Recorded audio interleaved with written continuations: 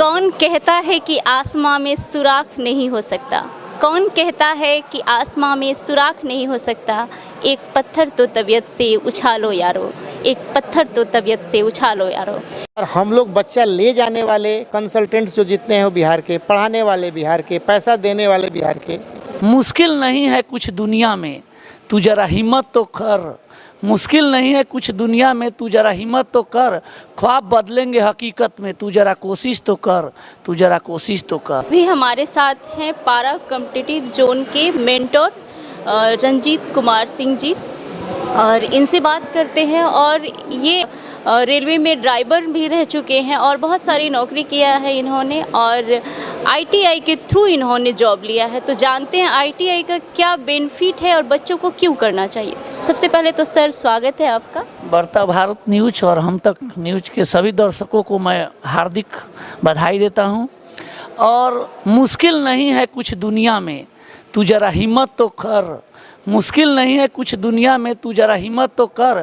ख्वाब बदलेंगे हकीकत में, तू जरा कोशिश तो कर, तू जरा कोशिश तो कर। आईटीआई डिग्री जो है, कभी भी आईटीआई डिग्री का मतलब ही होता है ब्रह्मास्त्र।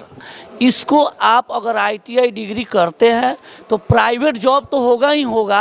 आप अगर 2 साल का आईटीआई का डिग्री लेते हैं या 1 साल का डीजल मैकेनिक और ट्रैक्टर मैकेनिक से आप आईटीआई का डिग्री लेते हैं तो निश्चित रूप से आपको रेलवे ड्राइवर का आप तैयारी करते हो तो रेलवे में आराम से आपकी नौकरी होगी। साथ ही साथ उसमें बहुत सारे टेक्नीशियन का भी जॉब आता है, जहां से आप टेक्नीशियन का भी जॉब आप ले सकते हैं। तो आईटीआई कोई भी आदमी अगर करता है तो आप बेरोजगार नहीं बैठ सकते हो। तो मुझे ये कहना है कि जो भी दर्शक या जो भी स्टूडेंट दिख रहे हैं, अगर आपको जल्दी से नौकरी लेना है, वो चाहे सरकारी हो या प्राइवेट का हो, तो आप आईटीआई डिग्री ज़रूर करें। और यहाँ का मैं ये नहीं कह सकता हूँ कि बेतिया का या चंपारण का सबसे बड़ा संस्थान जो है लक्ष्य आईटीआई, ये मैं ये कह सकता हूं कि बिहार में सबसे बड़ा अच्छा संस्थान लक्ष्य आईटीआई है। यहाँ से ज़रूर आप लोग जो है, क्योंकि यहाँ का मैंने आकर देखा तो यहाँ का लैब, पढ़ाई से लेकर लैब का भी अच्छी व्यवस्था है। तो आप लोग आईटीआई ज़रूर करें, निश्चित रूप से आपको जो है रोज़गार मिलेगा ज़रूर। जी बिल्कुल, मैं भी जब ये लक्ष्य आईटीआई बेतिया में आई तो मुझे लगा कि जो बच्चे कहते हैं कि हाँ हमने आईटीआई किया है और मुझे जॉब नहीं मिला है, तो कहीं ना कहीं उनके पास जो प्रैक्टिकल की कमी रहती है। वो जो कौशल होता है उसे नहीं ले पाते हैं, वो ट्रेनिंग नहीं ले पाते हैं। और यहाँ पे लक्ष्य आईटीआई जो है उस कमी को पूरा कर रहा है। अभी हमारे साथ लक्ष्य आईटीआई ग्रुप के चीफ एडवाइज़र सच्चिदानंद ठाकुर जी हैं। अपना छोटा सा परिचय दे दीजिए। जी, परिचय छोटा ही है। जैसा कि आपने बताया, मैं इस संस्थान का लक्ष्य इंटरनेशनल स्कूल और लक्ष्य आईटीआई का मुख्य सलाहकार सच्चिदानंद ठाकुर हूँ। मैं एक मध्य विद्यालय का प्रधानाध्यापक भी हूँ और जिले के 2 खेल संस्थाओं वॉलीबॉल एसोसिएशन और बैडमिंटन एसोसिएशन का सेक्रेटरी हूँ। जी, मतलब अपने प्रोफेशन के साथ साथ आप में एक सामाजिक जो रुचि है सामाजिक सेवा की, वो है। जी, ये तो बचपन से ही है ऐसे ही। और सर ये आईटीआई जो है आप इससे जुड़े हैं और फिर गवर्नमेंट, दोनों को कैसे बैलेंस करते हैं? वो मेरा प्रोफेशन है और ये मेरे अपने संबंधी हैं। और जब ये इस फील्ड में आए तो इनको कुछ इस तरह की आवश्यकताएं महसूस हुई कि लोगों से कुछ मदद एडवाइस के रूप में कि मैं किस तरह से इस संस्थान को आगे ले चलूं। तो इन्होंने मुझे एडवाइज़र यहाँ पर निःशुल्क, चूँकि गवर्नमेंट सर्विस में हूँ तो दूसरे जगह से कहीं सैलरी नहीं ले सकता हूँ, अवैतनिक, तो मुझको यहाँ रखा इन्होंने। और वाकई एक समाज सेवा की भावना मन में थी। बच्चों को सड़कों पर इधर उधर घूमते टीनेज के बाद देखता था तो कष्ट होता था। और आज के समय में यहाँ से डिग्री लेने के बाद 20,000, 21,000, 25,000 मारुति सुजुकी में या हीरो मोटर्स में या सन फर्मा में बच्चे यहाँ से डिग्री लेते हैं और बस आती है, उनके एचआर मैनेजर आते हैं और यहीं से बच्चे जॉब में जाते हैं। तो ये अच्छा लगता है कि मैं भी इस समाज के विकास में अपने फिजिकल अपीयरेंस से कुछ योगदान कर पाता हूँ। सर अक्सर देखा जाता है कि जिनका जॉब हो जाता है फिर वो उसमें रह जाते हैं और फिर समाज की ओर ध्यान नहीं देते, तो उन्हें क्या कहना चाहेंगे आप?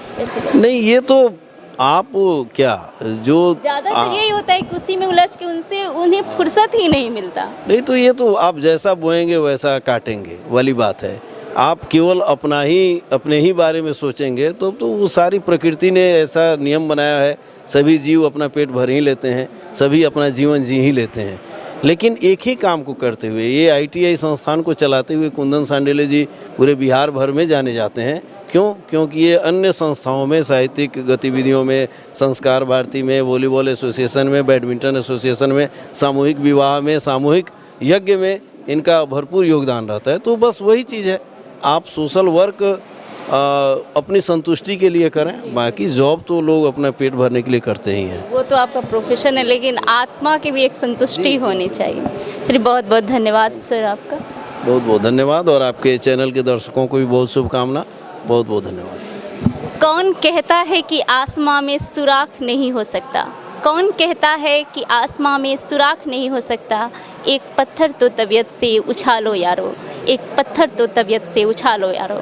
हमारे साथ है पांडे धर्मेंद्र शर्मा जी, जो कि एक बहुत ही अच्छे कवि, साहित्यकार और लेखक हैं, और साथ ही नेशनल योगासन कोच भी हैं।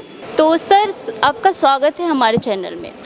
चैनल के सभी दर्शकों को सबसे पहले तो विश्वकर्मा जयंती की हार्दिक शुभकामनाएं, और आपका धन्यवाद जो आपने मौका दिया।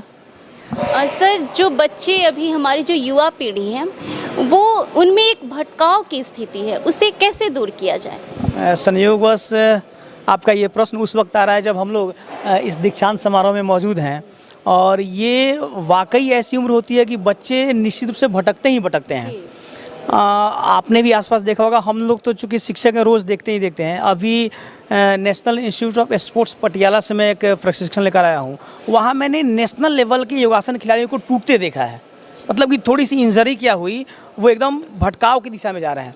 तो इसमें सबसे महत्वपूर्ण कड़ी ये है कि अपने स्वास्थ्य पर ध्यान देने की आवश्यकता है, और स्वास्थ्य को नियंत्रण करने के लिए सबसे जो अच्छा माध्यम है, वो इस समय एकमात्र माध्यम है योग है। आप योगासन के माध्यम से अगर अपने आप को नियंत्रित कर लेते हैं तो फिर भटकाव की कहीं कोई संभावना नहीं उत्पन्न होगी। और बच्चे अगर ज़िंदगी में नौकरी न भी कर पाएँ तो कुछ ना कुछ ढंग का अच्छा ज़रूर कर लेंगे। सब कोई एक अच्छा इंसान जरूर बन सकता है, और किसी भी फील्ड में जाए कुछ बेहतर तो जरूर कर सकता है। और ये योग जो है, जीवन को सुदृढ़ बनाने के लिए एक आवश्यक पहलू इसे कहा जा सकता है। बिल्कुल कहा जा सकता है। जैसे कि दिसंबर 2020 में भारत सरकार ने योगासन को खेल का दर्जा दिया। मैं तो प्रत्येक व्यक्ति को ये कहता हूँ, आप योगासन स्पोर्ट्स की ट्रेनिंग लें। अगर आप खिलाड़ी न भी बन पाएँ तो आप निश्चित रूप से एक स्वस्थ इंसान तो ज़रूर बन ही पाएंगे। और अपने आसपास के लोगों को स्वस्थ कैसे रखना है, ये जो दवाइयाँ हैं उनसे लोगों को दूर कैसे करना है, ये तो आप ज़रूर सीख ही जाएंगे। तो इस लिहाज से योगासन स्पोर्ट्स जो आज के प्रत्येक व्यक्तियों को इनसे जुड़ना चाहिए।